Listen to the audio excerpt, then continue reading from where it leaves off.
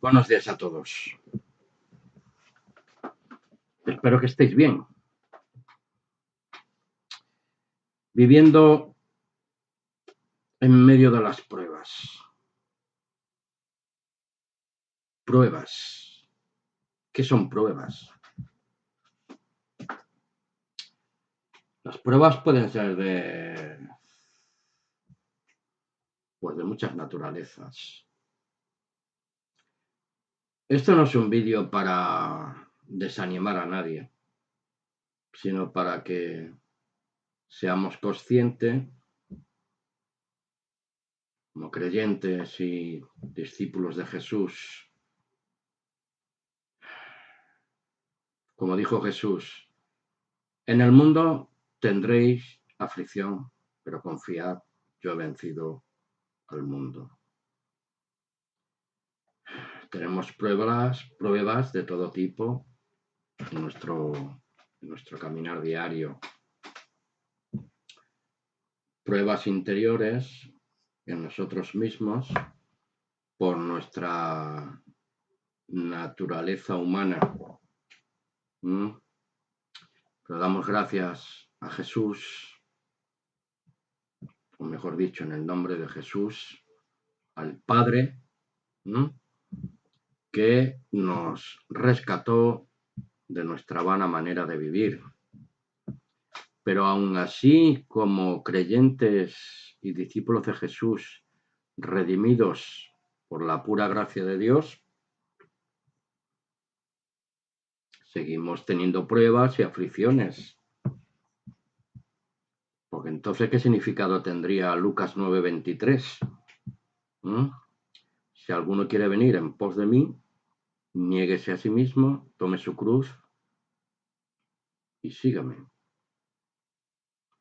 Cruz, pruebas, las pruebas de la fe, para mantenernos firmes, como dice el apóstol Pablo. Es necesario que a través de muchas tribulaciones entremos en el reino de Dios. Mis amados y queridos hermanos en Cristo, la palabra de Dios es nuestra firme ancla y seguridad en medio de las pruebas y aflicciones. En medio de las pruebas y aflicciones, porque aquí en la tierra no tenemos morada fija. Somos como el padre Abraham, extranjeros y peregrinos en terreno enemigo, cuya influencia y seducción es muy poderosa. Trata constantemente de desviar nuestra atención de la verdad de Dios y está obstaculiza constantemente nuestra fe obediente al único y verdadero Dios, el Dios y Padre de Jesucristo, Jesús el Cristo, nuestro Señor y Salvador. Y también quiere obstaculizar el enemigo, el Señor lo reprenda, Satanás, nuestro diligente seguimiento a nuestro Señor y Salvador Jesús. Meditemos, por favor, en Lucas 9:23.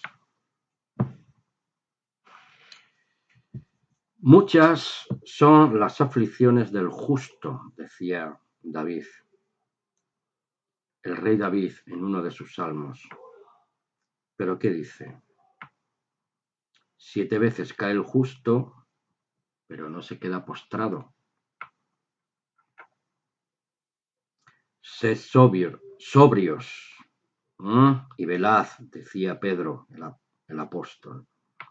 Porque vuestro adversario, el diablo, como león rugiente, anda alrededor buscando a quien devorar.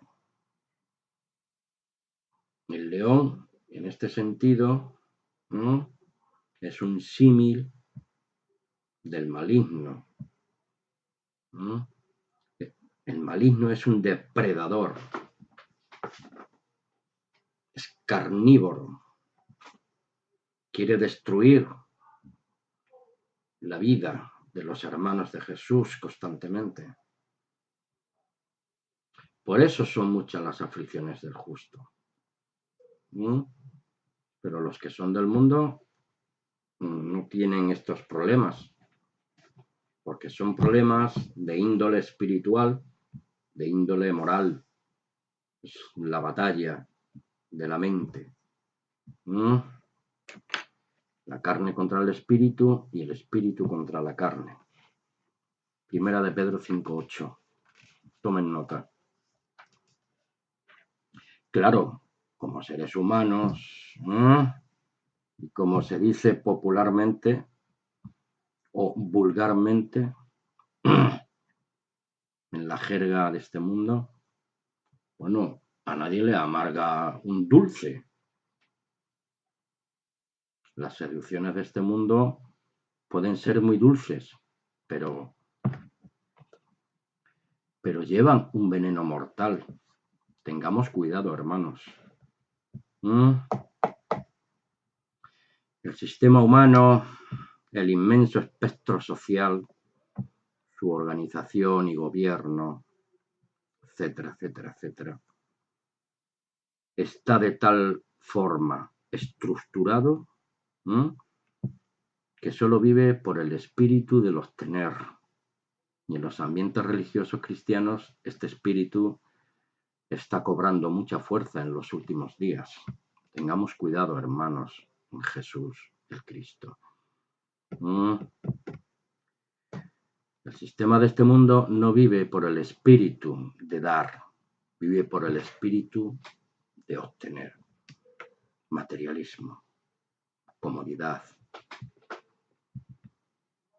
irresponsabilidad. Pablo nos dice,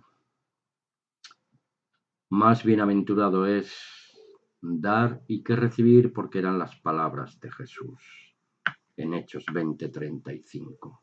Hechos 20:35.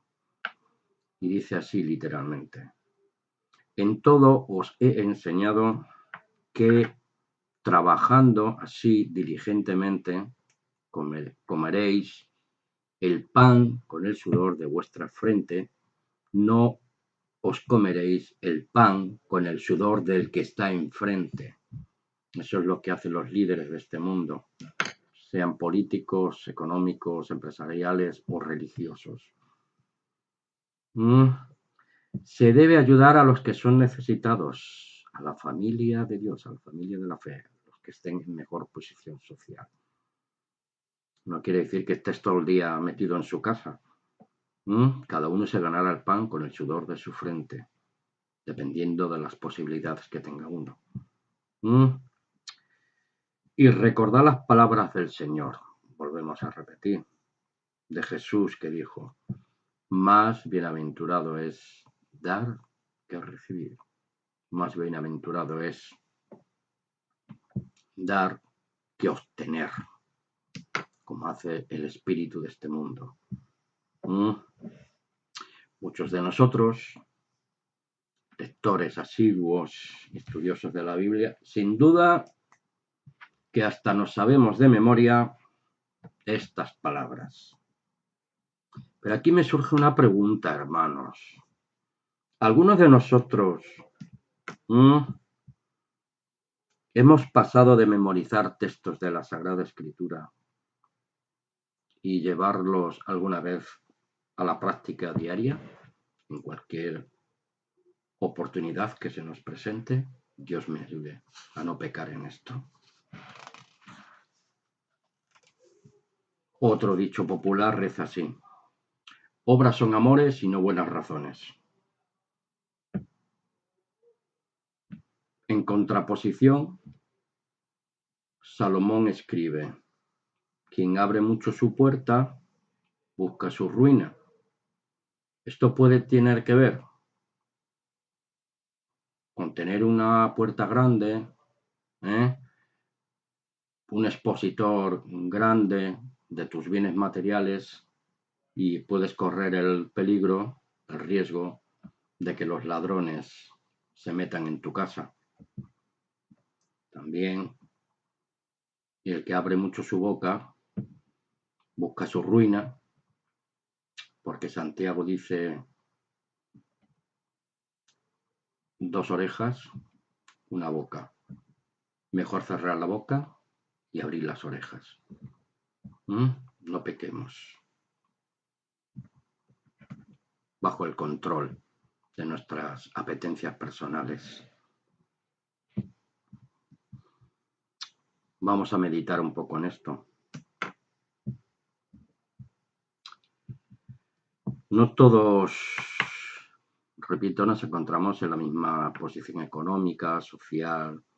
Nuestro estatus varía y se nivela dependiendo de muchos factores, circunstancias, oportunidades y capacidades de cada uno. Puede ser también el deseo santo e innato de prosperidad y de seguridad personal, protección y equilibrio, tanto personal, familiar y profesional. Nuestro espacio y lugar dentro de una sociedad humana imperativa y ególatra. Buscar siempre el término medio. Con todo esto dicho hasta ahora, pues es para recordarnos a nosotros mismos que no debemos ser esclavos de los afanes de este mundo. Se va un poco la pantalla. Y sea cual sea nuestra posición social, debemos honrar a Dios con nuestros bienes que tenemos, porque todo es de Dios, pero los pecados son nuestros, y nuestra mala actitud o disposición hacia lo que poseemos, debemos dar cuenta a Dios un día. Les pongo Gálatas 5, 19 al 21, cuáles son las obras de la carne, y Gálatas 5, 22 al 26, que habla del fruto del Espíritu. Porque Santiago 4 nos dice: ¿de dónde vienen las guerras, los pleitos, las peleas entre vosotros? No es de vuestras bajas pasiones, las cuales combaten con vuestra alma, etcétera, etcétera, etcétera. Les invito a que estudien Santiago 4. Bien. Salomón dijo antes, y dejó escrito esto, ¿no? Lo que he dicho antes de la puerta grande. El contexto de este capítulo de Proverbios 17 y 19 trata del contraste entre la justicia y la maldad del hombre. Todo lo cual me lleva y me recuerda a Jeremías 17, 9 y 10, que el corazón y los pensamientos del hombre son engañosos desde la raíz. La carne contra el espíritu y el espíritu contra la carne, y estos se oponen entre sí. Es una guerra espiritual de la mente humana. Vivir en medio de las pruebas era el título de esta charla, y es lo que nos lleva a esa reflexión. La prueba constante y diaria en las que nos vemos involucrados, creyentes y no creyentes. Como discípulos de Cristo e hijos de Dios engendrados por su palabra. Leamos entonces Proverbios 17, 19. El que ama la disputa, ama la transgresión, y el que abre demasiado la puerta, busca su ruina. No demos lugar, por nuestras ambiciones y materialismo, a tener conflicto con los hermanos ni con personas del mundo. Sal y luz en este mundo de tinieblas. Y el que abre mucho su puerta busca su ruina. No hagamos demasiada ostentación de los bienes que tenemos, sean pocos, sean muchos, porque los ladrones pueden venir también y pueden violentar nuestras vidas y llevarse nuestros bienes por nuestras imprudencias. Proverbios 18, 19. Y mi pregunta sería, ¿qué es tener todas las cosas en común? Porque el hermano ofendido es más tenaz que una ciudad fuerte y las contiendas de los hermanos son como cerrojos de alcázar. Antes de hablar, pensemos. Antes de actuar, demos un paso atrás. No vaya a ser que nos veamos envueltos en cosas y se rompan los vínculos de hermandad por nuestros caprichos personales o por nuestras ambiciones mundanas. Porque andarán dos en el mismo camino si no estuviesen de acuerdo en algún asunto. Profeta Amós 3:3. Podemos vivir en equilibrio y armonía unos con otros y compartir para las necesidades de los demás que están en peor situación. Apoyarse, ayudarse mutuamente, tanto en lo material, moral y espiritual. Pues sin estar de mutuo acuerdo en todo, naturalmente, pero en lo básico y lo esencial que es de la fe, en eso no puede haber discrepancias, hermanos. Pues porque cada uno tiene o debe tener su propia libertad de pensamiento, criterio, sin imposiciones sobre otros. Pero si tratamos con,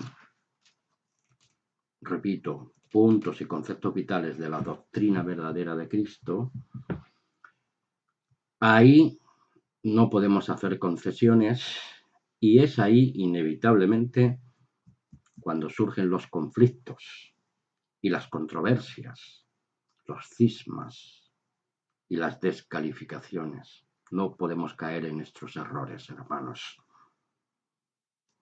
Ahí están las disputas entre hermanos, el famoso cerrajón, las altas murallas de la Alcazaba que no nos dan acceso a una posible reconciliación de unos para con otros. El cerrajón de la puerta, etcétera, etcétera. Porque cuando damos lugar a estas cosas, debemos aprender que no estamos en posesión de tener la última palabra y que cualquiera de nosotros tampoco es la verdad absoluta. Solo Dios Todopoderoso es la verdad absoluta. Y su máximo exponente de esta verdad absoluta, por delegación recibida del Padre, es nuestro Señor Jesús, el Cristo. Por eso tuvo autoridad, valentía, valor para decirnos,